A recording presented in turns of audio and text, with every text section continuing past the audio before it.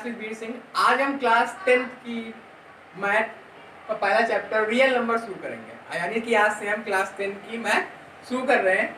तो real number होता क्या है, जैसे कि हम क्लास 9 में पढ़े हुए थे रियल नंबर क्या होता है, उसके सारे पार्ट्स पढ़े हुए थे। थोड़ा सा रिवाइंड कर लेते हैं। रिवाइंड करते हैं कि रियल नंबर होता क्या है। वास्तविक संख्या इसको बोलते हैं। वास्तविक संख्या दो पार्ट में इसको हम क्लासीफाई करते हैं। पहला है रेशनल नंबर और दूसरा क्या होता है, इरेशनल नंबर। रेशनल नंबर क्या होता है, इसको हम P अपॉन Q के फॉर्म में लिख सकते हैं, और जहाँ Q की वैल्यू 0 नहीं होती है उसको हम क्या बोलते हैं, रेशनल नंबर बोलते हैं। और जिसको हम P अपॉन Q के रूप में न लिख सकें वो क्या होता है, इरेशनल नंबर। रेशनल नंबर को उदाहरण जैसे कि 1/5, 2/3, 4/5, 6/7, ठीक। और इरेशनल नंबर का एग्जांपल क्या होता है, √2, √3, √4, √5, ठीक है। √4 नहीं होगा क्योंकि 2 बाहर आ जाएगा, √5, √7, √10, ठीक है। अब देखो परमेय संख्या के हमने कुछ दशमलव प्रसार बताए थे क्लास 9th में, आप पढ़े होंगे उसको, इसलिए हम रिवाइंड कर रहे हैं यहाँ पे।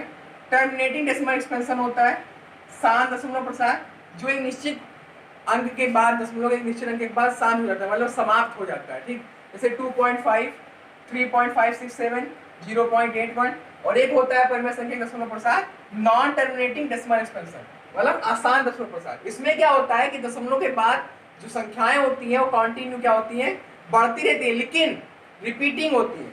Non terminating but repeating decimal expansion, मतलब आसान आवृत्ति, ठीक है। मतलब इसमें क्या होता है, जो नंबर होते हैं वो बार बार रिपीट होता है। जैसे यहाँ क्या 3.123, 123 ऐसे ही बढ़ता रहेगा ये, मतलब कि इसमें नंबर टर्मिनेट तो नहीं होते हैं, शांत तो नहीं होते हैं, लेकिन नंबर क्या होते हैं, रिपीट होते रहते हैं।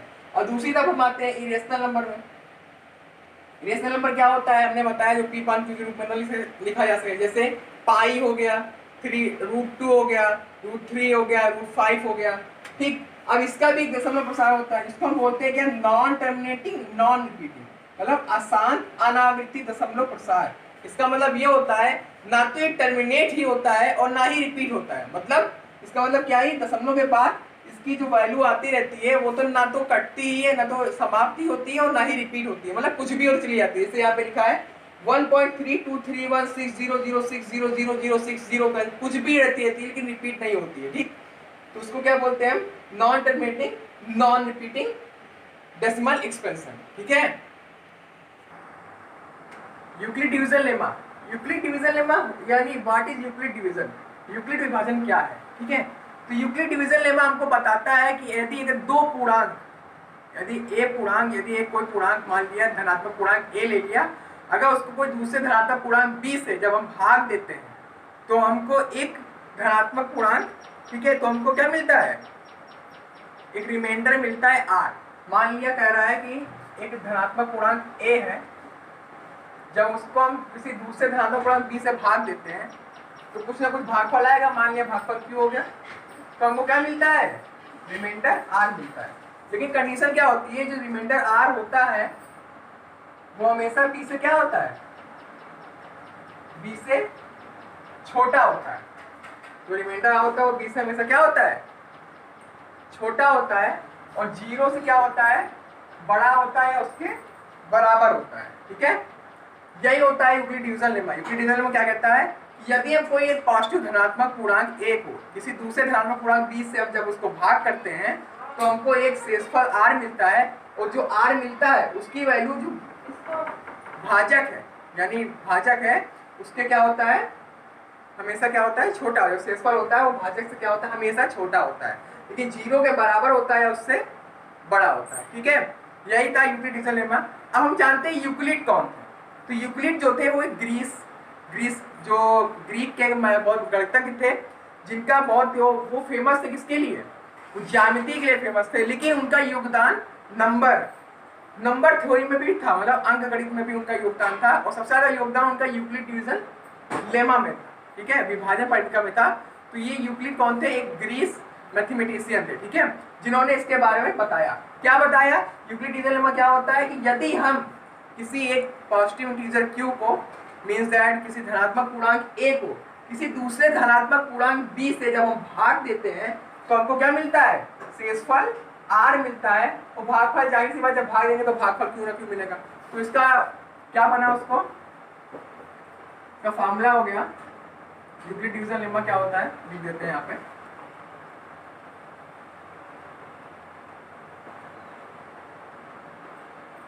लेमा होता क्या, प्रमेय का, इसका मतलब होता है क्या,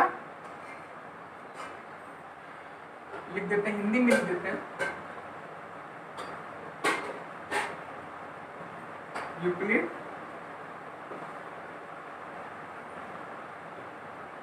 विभाजन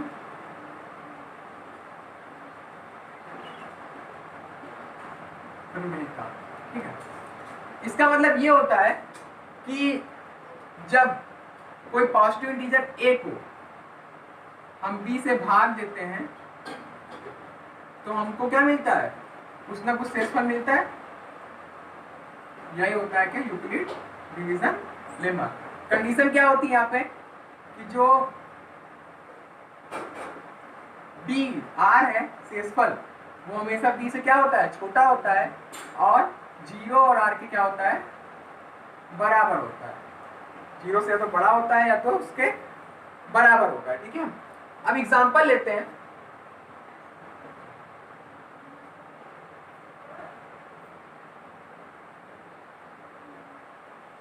सिंपल सा मेथड है, एक लाइन में बताते हैं यूक्लिड डिवीजन में क्या होता है। जब हम किसी एक धनात्मक पूर्णांक a को किसी अन्य धनात्मक पूर्णांक b से भाग देते हैं तो हमको एक शेषफल r प्राप्त होता है, जो b यानी जिससे हम भाजक से क्या होता है, हमेशा उसकी वैल्यू क्या होती है, छोटी होती है। इसी को हम क्या बोलते हैं, यूक्लिड डिवीजन लेमा। इसी मेथड का प्रयोग हम एचसीएफ निकालने में करते हैं। ठीक है, तो पहले देख लेते हैं एग्जांपल, इसका देख लेते हैं। डिवीजन, इसको हम लॉन्ग डिवीजन मेथड भी बोलते हैं, जिसका हम प्रयोग बचपन से करते आ रहे हैं, उसी को यहाँ पे आके हम क्या बोलते हैं, यूक्लिड डिवीजन लेमा बोलते हैं। जैसे कि एग्जांपल लेते हैं, जैसे कि 9 से 58 को क्या करते हैं, हम डिवाइड करते हैं। चलो करते हैं। 9 5 से 45, 9 6 से 54, यहाँ पे 4 आ गया। अब ये देखो, जब हमने ये पॉजिटिव इंटीजर 58 को अनदर पॉजिटिव इंटीजर 9, मतलब कि जब एक 58 धनात्मक पूर्णांक 58 को किसी अन्य धनात्मक पूर्णांक 9 से भाग दिए तो हमको कुछ से कुछ भागफल मिला, और यहाँ पे क्या मिला, शेषफल। और यहाँ को शेषफल जो है वो भाजक से क्या है, छोटा है, यही छोटा है। तो यही है क्या हमारा Euclid division lemma. Euclid division lemma के बारे में बताया। अब एक एग्जांपल और लेते हैं। जैसे ये एग्जांपल क्या, 15 डिवाइडेड बाई 2, 2 7 जा 14, 1 क्या आया, शेषफल। इसको क्या कहते हैं, भाज्य। इसको क्या बोलते हैं, भागफल। इसको क्या बोलते हैं, भाजक। इसको क्या बोलते हैं, शेषफल। इंग्लिश में बोलते हैं इसको डिविडेंड।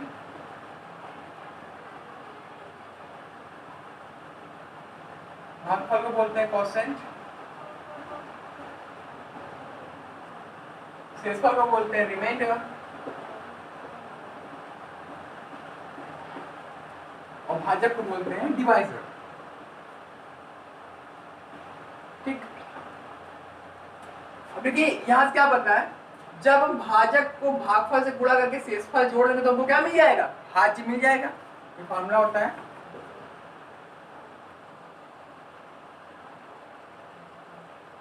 डिविडेंड बराबर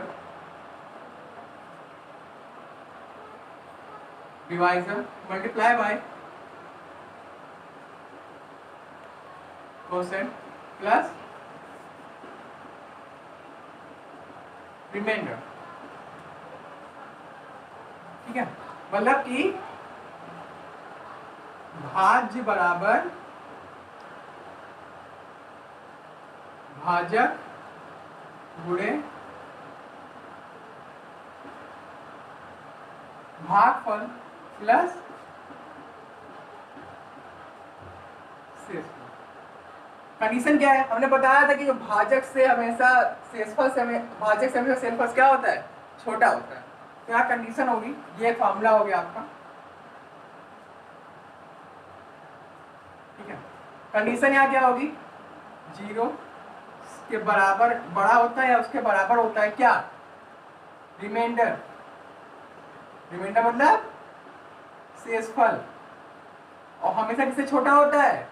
भाजक से, डिवाइजर से छोटा होता है। ठीक है, ये हो गया आपका यूक्लिड डिवीजन लेमा। ठीक है, अब हम क्या कहते हैं, दो मतलब विभाजन परिमिका से दो नंबरों का क्या निकालेंगे? एचसीएफ निकालेंगे। एचसीएफ मतलब हाईएस्ट कॉमन फैक्टर। ठीक है, तो यहाँ पे लिखते हैं क्वेश्चन, सॉरी एग्जांपल लेते हैं, क्वेश्चन नहीं है, एग्जांपल लेते हैं।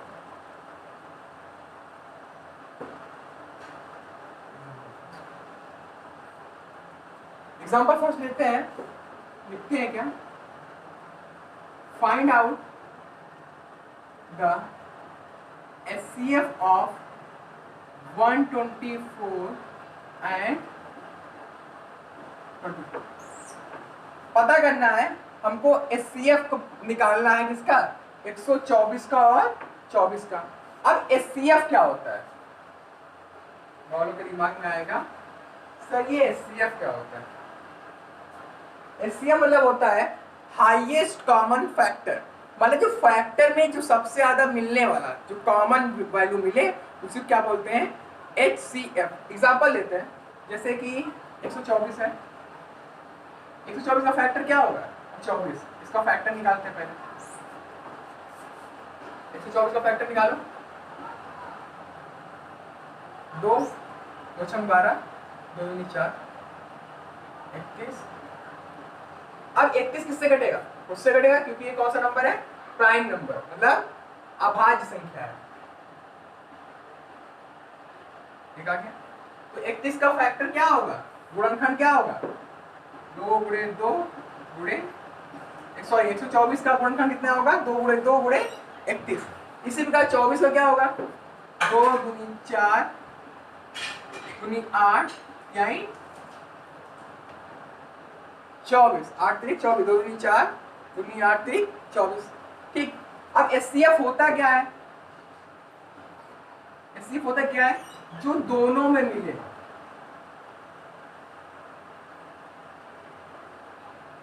क्या मिला दोनों में? जो दोनों मिले उसको एक बार लिखते हैं। यहाँ 2 मिला, यहाँ 2 मिला, 4 हो गया। एक दूसरा मेथड इसका क्या है? जो संख्या जितनी बार हो उसके उतने पावर में लिख लेते हैं। 2 की घात 2 और यहाँ पे 31 की घात 1। यहाँ क्या है? 2 की घात 3, 3 की घात। तो जी ध्यान देना, जो दो संख्या, जो संख्या दोनों में मिले उसकी सबसे छोटी पावर की क्या होती है? HCF होती है। तो यहाँ पे सबसे छोटी पावर क्या है? 2 की घात 2, 2 की घात 2 मतलब 4। तो HCF क्या हो गया? यहाँ पे 4 हो गया। अब इसी HCF को हम फैक्टर मेथड से ना निकाल के यूक्लिड डिवीजन लेमा के मेथड से निकालेंगे। Find out the HCF of 124 and 24 by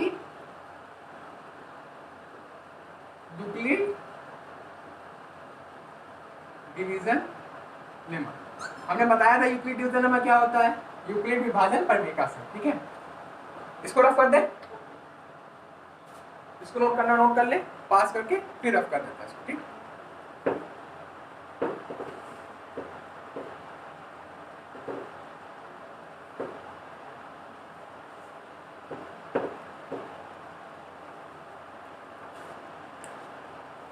अब देखते हैं यूक्लिड मेथड से निकालते हैं इसको। यूक्लिड निकालने के लिए पहले ही दो नंबर ऐसे लिख लेंगे, 124 और 24। इसमें से चेक करेंगे कौन सा बड़ा है। जो बड़ा होगा फिर हमें निशान लग जाएगा। जो बड़ा होगा उसको हम क्या मान लेंगे? A मान लेंगे। जो छोटा होगा उसको हम क्या मान लेंगे? ठीक है, अब यूक्लिड मेथड हमने बताया था होता कैसे है।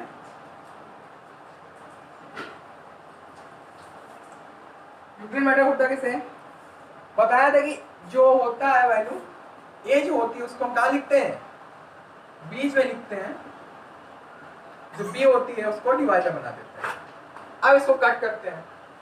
24 5 जा 120, कितना बचा? 4 बचा। अब by Euclid division method, Euclid division method से क्या होगा? यहाँ पे देखो क्या लिखेंगे, यहाँ लिखो 124 बराबर 24 गुणे 5 प्लस 4। क्यों? 124 क्या हो गया? भाज्य हो गया, बराबर 24 क्या हो गया? भाजक गुणे भागफल प्लस 4 क्या है यहाँ पे? शेषफल हो गया। अब देखो यहाँ पे रिमाइंडर, यहाँ पे क्या हो गया? अभी शेषफल का मान क्या है? 0 नहीं है, यानी क्या अभी शेषफल बराबर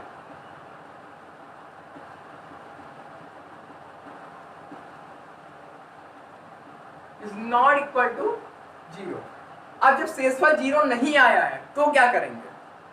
अब अगले स्टेप के लिए इसको स्टेप फर्स्ट कर लेते हैं, मतलब चरण 1 या पहला स्टेप, ठीक है। अब अगले स्टेप के लिए क्या करेंगे? इसका जो इस स्टेप में भाजक है, जो स्टेप में क्या है? भाजक और शेषफल, तो जो भाजक है उसको हम भाज्य बना देंगे, जो शेषफल उसको हम क्या बना देंगे? भाजक बना देंगे। ये ध्यान दीजिएगा, जब शेषफल 0 ना आए तो उस स्टेप का जो भाजक होता है उसको हम क्या बना देंगे? भाज्य। तो अब इस स्टेप का भाज्य बनाते हैं, अगला स्टेप लिखते हैं, 24 यहाँ लिख दिए, और जो ये शेषफल होता है उसको क्या बना देते हैं? भाजक। अब 4 छंग 24, ये कट गया, यानी शेषफल क्या आ गया? 0 आ गया। 24 बराबर क्या लिखेंगे? 4 गुणे 6 प्लस 0।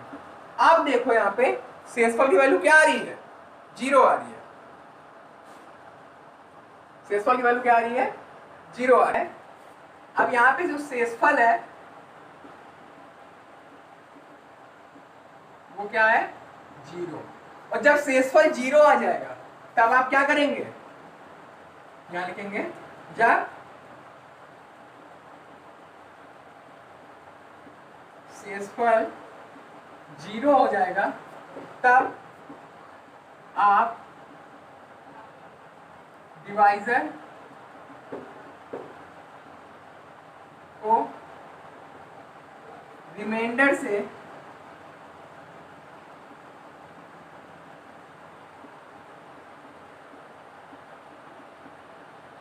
भाग देना क्या कर देंगे? बंद कर देंगे।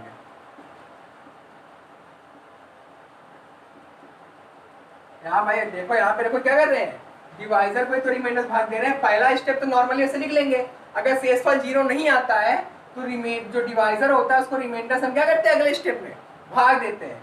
जब तक शेषफल 0 ना आ जाए तब तक हम भाग देते रहते हैं, और जब शेषफल 0 आ जाता है तब आप डिवाइजर को रिमाइंडर से भाग देना बंद कर देते हैं, ठीक है। और जब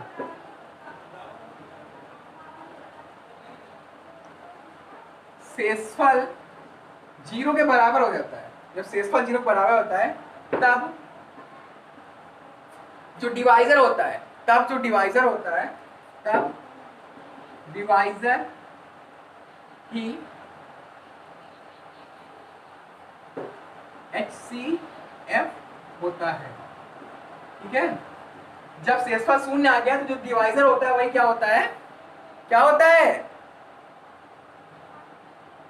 HCF होता है। Means that HCF of 124 and 24 is equal to 4। ये हो गया आपका आंसर। ऐसे नहीं करना है, ये हमने आपको समझाने के लिए ऐसे बता दिया, ठीक है। अभी हम स्टेप बाय स्टेप अगले एग्जांपल में बताते हैं कैसे लिखा जाता है, ठीक है। यहाँ तो हमने इसको समझाने के लिए बता दिया है।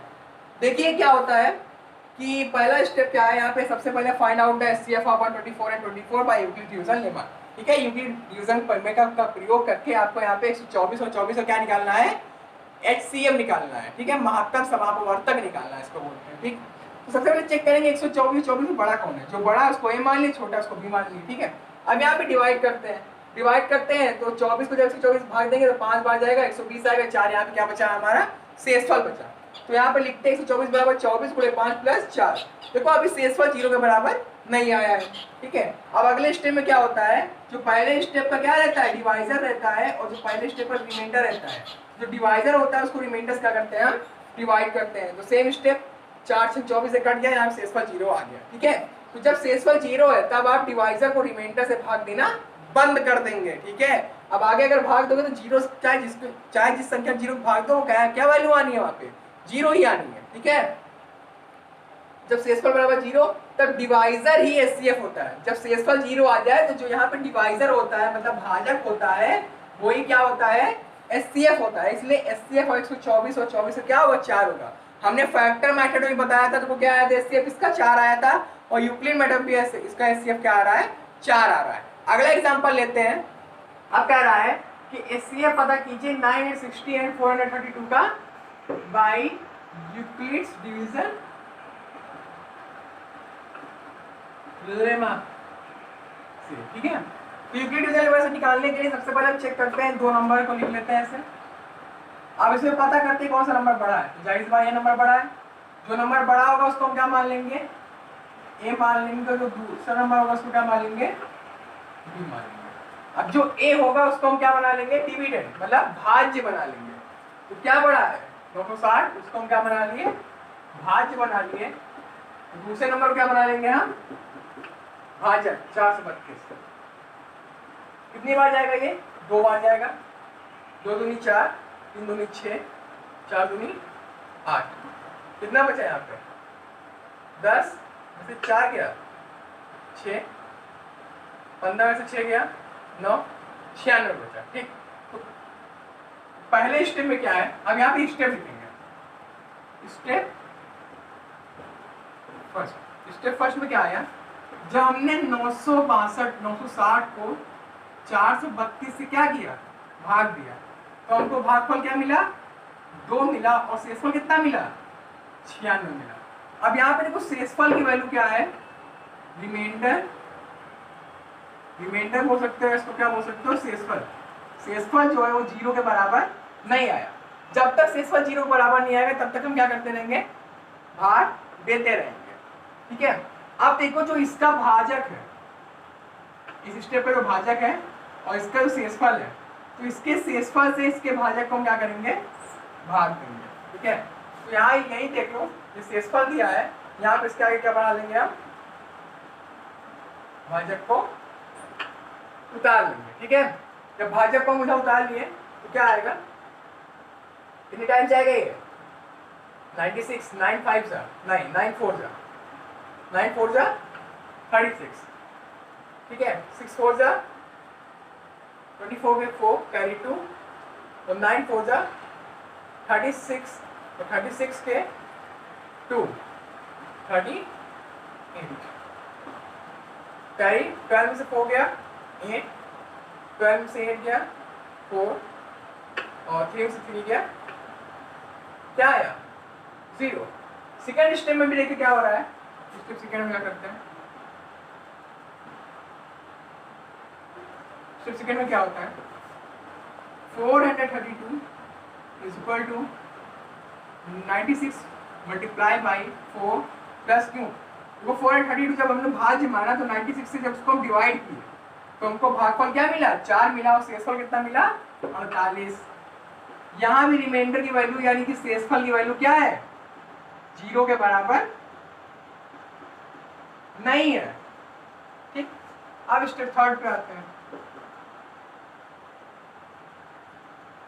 जब तक वैल्यू 0 ना हो रिमाइंडर की तब तक स्टेप बाय स्टेप उसको क्या करते रहते हैं, डिवाइड करते रहते हैं। अब यहाँ पे इसका हम क्या ले लेंगे, डिवाइजर ले लेंगे, और इसका क्या ले लेंगे, रिमाइंडर ले लेंगे। तो जब स्टेप सेकेंड के रिमाइंडर से स्टेप सेकेंड के रिमाइंडर से जब स्टेप सेकेंड के डिवाइजर को हम क्या करते हैं, डिवाइड करते हैं, तो 2 टाइम्स गया 96 आया, और यहाँ पर रिमाइंडर को क्या मिल गया 0 मिल गया। तो क्या होगा 96 equal to 48 multiply by 2 plus 0 0, remainder is equal to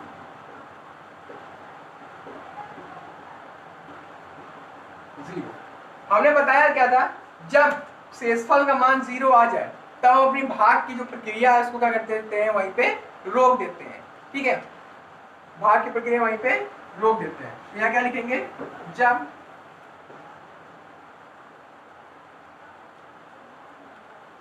शेषफल बराबर 0 तब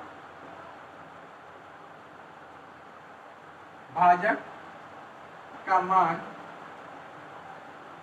कितना है, जब शेषफल का मान 0 आ गया तब भाजक का मान 48 है।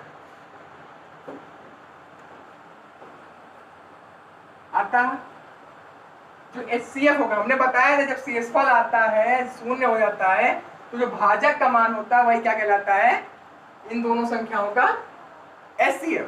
ठीक है, तब भाजक का मान 48, अतः HCF ऑफ कितने कितने का 960 432 कितना होगा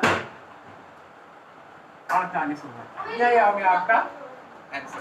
ठीक है, एग्जाम्पल थर्ड लेते हैं जो कह रहा है दर्शाइए कि प्रत्येक धनात्मक समपूर्णांक 2q के रूप का होता है तथा प्रत्येक धनात्मक विषम पूर्णांक 2q + 1 के रूप का होता है। तो पहले लिखेंगे क्या यहाँ पे धनात्मक पूर्णांक कौन कौन से होते हैं।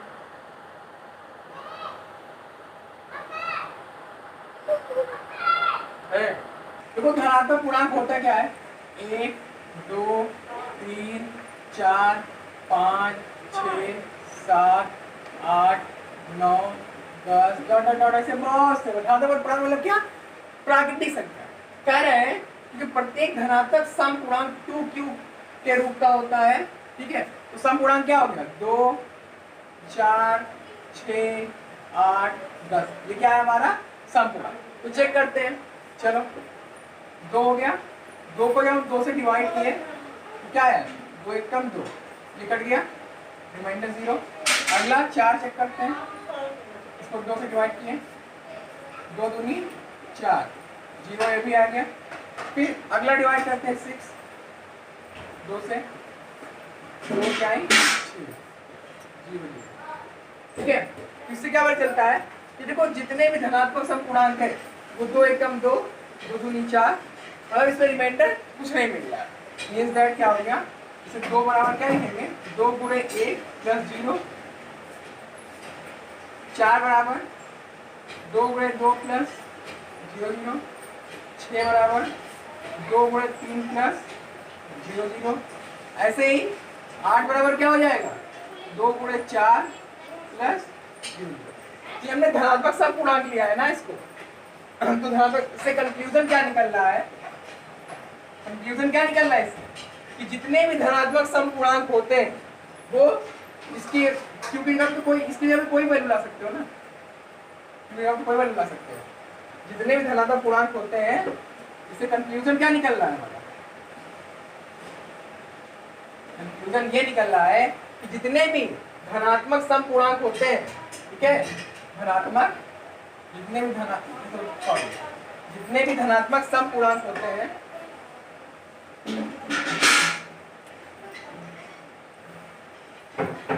जितने भी धनात्मक समपूर्णांक होते हैं वो क्या होते हैं 2q + 2q के रूप का होता है। ठीक है, 2q + आगे तो 0 ही आ रहा है ना, जितने भी धनात्मक समपूर्णांक होते हैं वो क्या होते हैं 2q के रूप का होता है। चाहे देख लो यहाँ पे 2 है, 2 1 कम 2, 4 है, समपूर्णांक की 2 धनात्मक समपूर्णांक, 2 दूनी 4, क्यों यहाँ पे कुछ भी रखो, क्यों यहाँ पे 4 रखो, 4 दूनी 8 धनात्मक समपूर्णांक आया, क्यों यहाँ पे 6 रखो, 6 दूनी 12 धनात्मक समपूर्णांक आया। ठीक है, अगर निकला कि धनात्मक पूर्णांक धनात्मक समपूर्णांक क्या होते हैं 2q के रूप का होते हैं, क्योंकि q की वैल्यू कुछ भी ले लो, यहाँ पे हमने बता ही दिया। जब वो धनात्मक समपूर्णांक हमने लिया 2 4 6 8 10, जब उसको हमने 2 से भाग दिया कि 2q के रूप का हमको प्रूफ करना था, जो 2 से भाग दिया 2 1 कम 2, 0 रिमाइंडर आया, 2 दूनी 4, 0 रिमाइंडर आया, 2 3 6 0 रिमाइंडर आया। तो इससे क्या पता चलता है हमको कि जितने भी धनात्मक समपूर्णांक होते हैं वो किसके रूप के होते हैं 2q के रूप का होते हैं। यहाँ पे q की वैल्यू कुछ भी ले सकते हैं ना, q की वैल्यू कुछ भी ले लो, 2q के रूप का होते हैं। अब आते हैं धनात्मक विषम के पास। धनात्मक विषम कौन कौन से होते हैं, जब 2 से भाग देंगे 1 को भाग दिए 0 टाइम्स गया 0 आया, 1 बचा यहाँ पे। जब संख्या यहाँ पे छोटी होती है तो 0 आगे बढ़ा लेते हैं, ये मेथड आप जानते होंगे। अगला आ गया कितना 3, 2 से भाग दिए 2 1 कम 2, कितना बचा 1 बचा। अगली संख्या लेते हैं कितनी 5, 2 दूनी 4, 1 बचा। ठीक, अगली संख्या एक और ले लेते हैं 7, 2 3 6, फिर 1 बचा। तो इससे कंक्लूजन इससे क्या निकल रहा है 1 बराबर 2 गुणे 0 + 1, ठीक, 3 बराबर 2 गुणे 1 + 1, 5 बराबर 2 गुणे 2 + 1, 7 बराबर 2 गुणे 3 प्लस 1। इसे कंक्लूजन क्या निकल रहा है कि जितने भी धनात्मक विषम पूर्णांक होते हैं, कंक्लूजन ये निकल रहा है, जितने भी धनात्मक विषम पूर्णांक होते हैं वो 2q प्लस 1 के रूप का होता है। देख लो चाहे q बराबर 0 रखो 1 आएगा, आया। q बराबर 1 रखो 3 आएगा, आ रहा है नहीं आ रहा है? हमने बताया q ये वैल्यू कुछ भी हो सकती है, q की वैल्यू कुछ भी हो सकती है। तो चाहे तुम देख लो 2q plus 1 2q plus 1 2q plus 1 2q plus 1।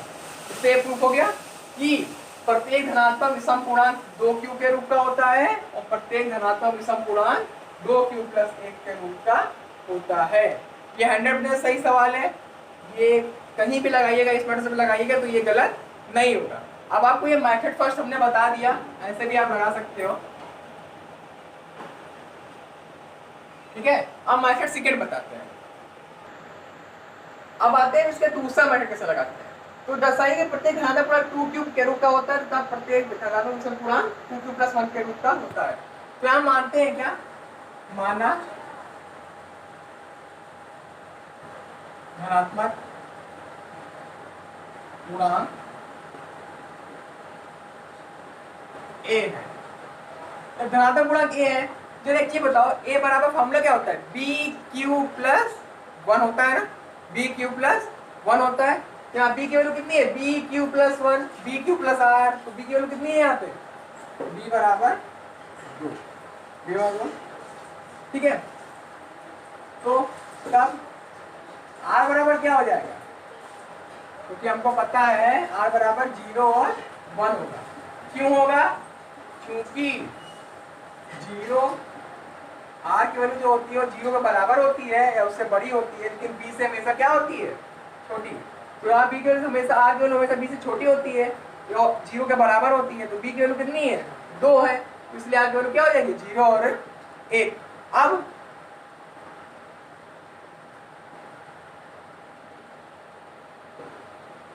Euclid विभाजन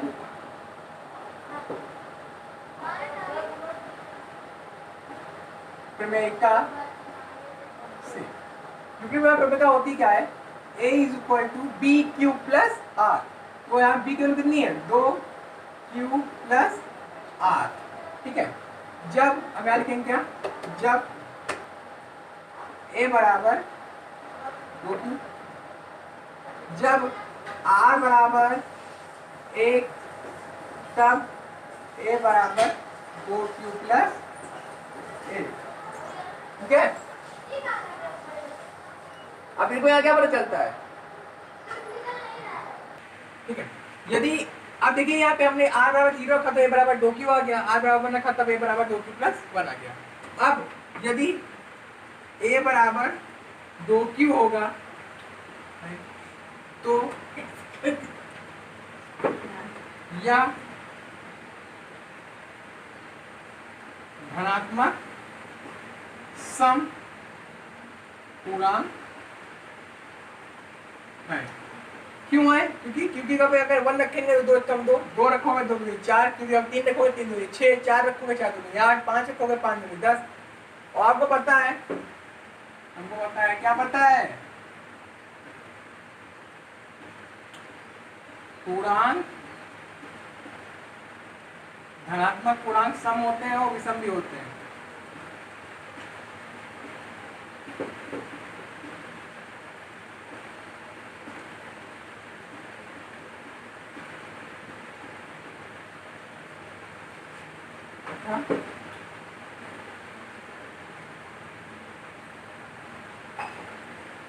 विषम भी, अतः a बराबर 2q प्लस 1 धनात्मक विषम